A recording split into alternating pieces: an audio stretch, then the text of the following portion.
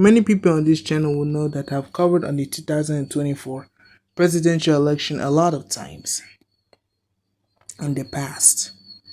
And since then, I've stopped posting. And yeah,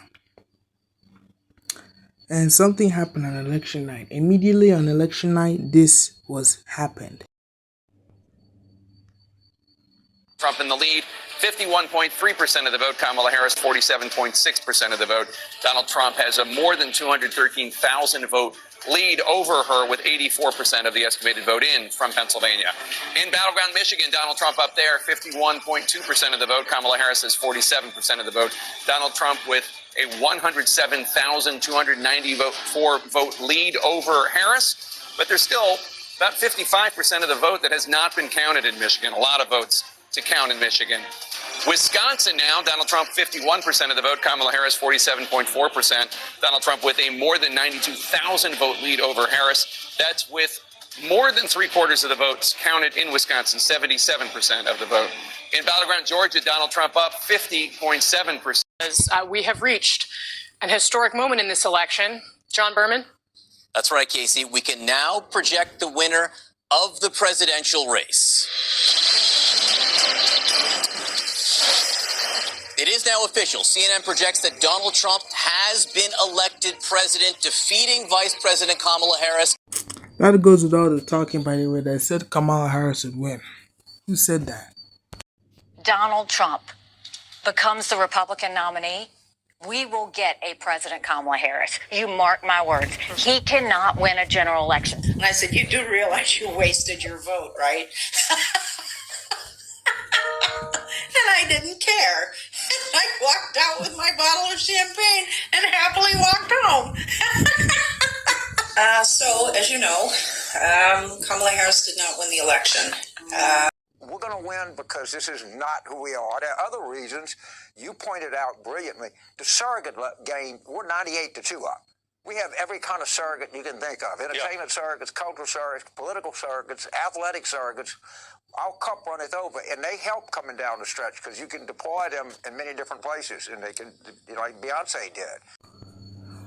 Well, there's only even the election professor, Alan Lichtman, so-called the mastermind behind the elections, got it wrong.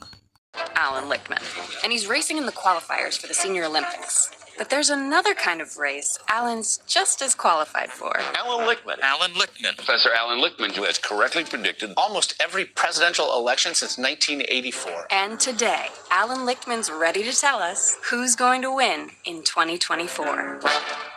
And Kamala Harris will be the next president of the United States. That auto-tune there, that's a bad auto-tune. And this is what he blames it on his false prediction. Not just about the economy, but about immigrants, about minorities. We've never seen disinformation at this scale.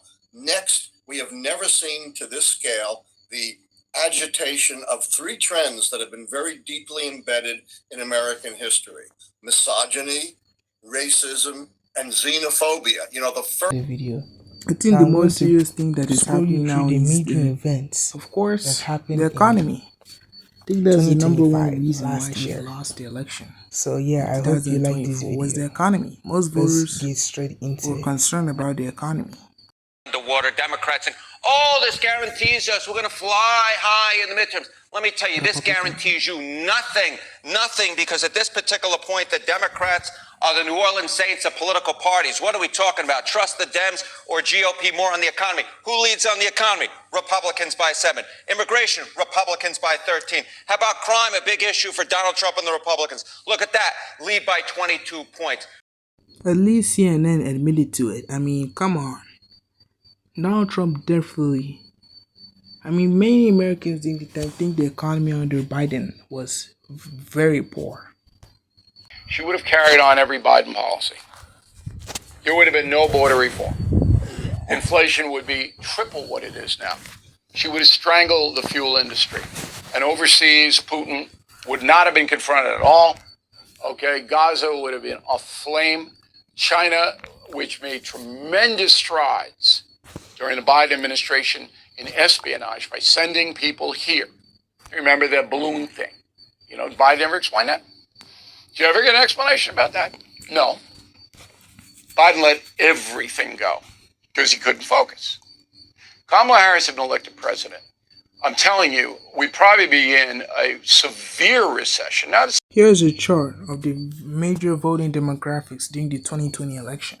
Black people voted for Biden 80, Latino 67 for Biden, 62 for people aged 18 to 34, women 58, white people with degree 53. Compare that to 2024 election.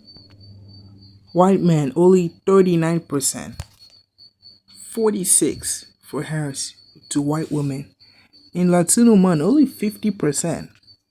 So as you imagine, these voter shifts definitely limited her chance of winning 2024 election, because Democrats, they need all these demographics in huge terms.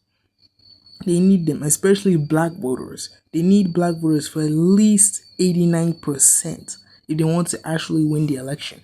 Kamala Harris didn't even reach 80% of black voters during the last election cycle of 2024. Far worse than Joe Biden did in 2020. Another major reason that she lost the election was because she flip-flopped on major issues like fracking. Like, looking at an interview in 2024, said she will not ban fracking, compared to an interview in 2020 said that she will ban fracking. Wanted to ban fracking, now you don't. You wanted mandatory government buyback programs for assault weapons, now your campaign says you don't. You supported decriminalizing border crossings, now you're taking a harder line. I know you say that your values have not changed, so then why have so many of your policy positions changed? My values have not changed, and I'm going to discuss at least every point that you've made. But in particular, let's talk about fracking because we're here in Pennsylvania. I made that very clear in 2020. I will not ban fracking. There's no question I'm in favor of banning fracking. As you'd imagine, voters didn't really trust her. Another reason why she had lost the election was because, focus on your own policies. Don't focus on Trump, like suggesting Trump is a fascist. That Donald Trump is someone who, I quote, certainly falls into the general definition of fascist. That's exactly the same thing Hillary Clinton did in 2016, calling Trump supporters deplorables. And guess what? She lost the election to Donald Trump. Another reason why she lost the election was because she only had 107 days to campaign. I mean, that's incredibly short. I mean, Joe Biden dropped out in July of 2020. So, giving such a short time to campaign would be very difficult for her. In the end, Donald Trump ended up winning the election pretty easily, and Kamala Harris sent her concession speech. Full of love for our country and full of resolve. The outcome of this election is not what we wanted, not what we fought for, not what we voted for, but hear me when I say, the light of America's promise will always burn bright. Anyway, I hope you guys like this video, and peace. Those are the several reasons why she lost the election.